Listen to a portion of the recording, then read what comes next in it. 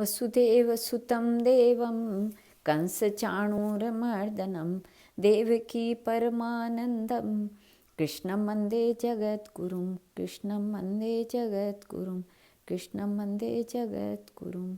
युधिष्ठिर ने पूछा, वासुदेव आपको नमस्कार है। वैशाख मास के कृष्ण पक्ष में किस नाम की एकादशी होती है, उसकी महिमा बतलाइए। भगवान श्री कृष्ण बोले, राजन, वैशाख कृष्ण पक्ष की एकादशी बरूथिनी के नाम से प्रसिद्ध है। यह इस लोक और परलोक में भी सौभाग्य प्रदान करने वाली है।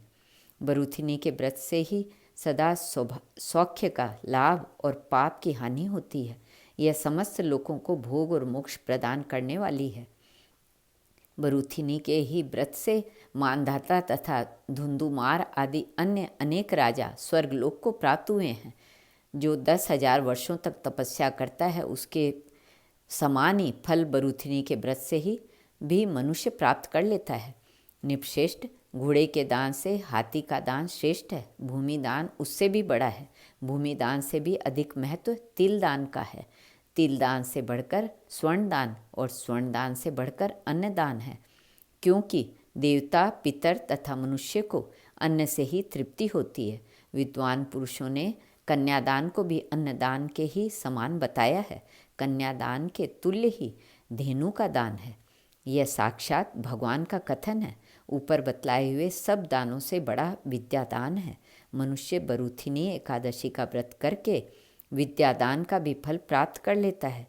जो लोग पाप से मोहित होकर कन्या के धन से जीविका चलाते हैं, वे पुण्य का क्षय होने पर यातनामय नरक में जाते हैं। अतः सर्वथा प्रयत्न करके कन्या के धन से बचना चाहिए। उसे अपने काम में नहीं लगाना चाहिए।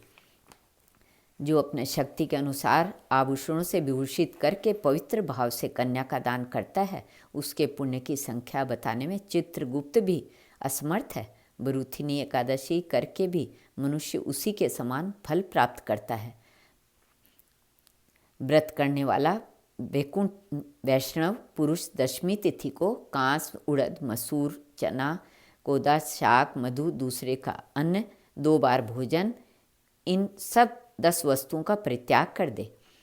एकादशी को जुआ खेलना, नींद लेना, खाना, पान खाना, दातून करना, दूसरे की निंदा करना, चुगली खाना, चोरी, हिंसा, मैथुन, क्रोध तथा असत्य भाषण, इन 11 बातों को त्याग दे। द्वादशी को कांस, उड़द, शराब, मधु, तेल, पतितों की वार्तालाप, व्यायाम, परदेश गमन, 2 बार भोजन, मैथुन, बैल की पीठ पर सवारी और मसूर, इन 12 वस्तुओं का त्याग करे।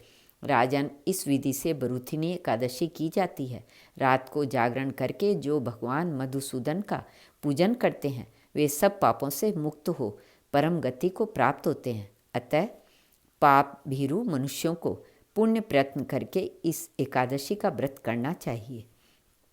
यमराज से डरने वाला मनुष्य अवश्य बरूथिनी का व्रत करे। राजन, इसके पढ़ने और सुनने से सहस्र गोदान का फल मिलता है और मनुष्य सब पापों से मुक्त होकर विष्णु लोक में प्रतिष्ठित होता है। श्री कृष्ण अर्पणमस्तु।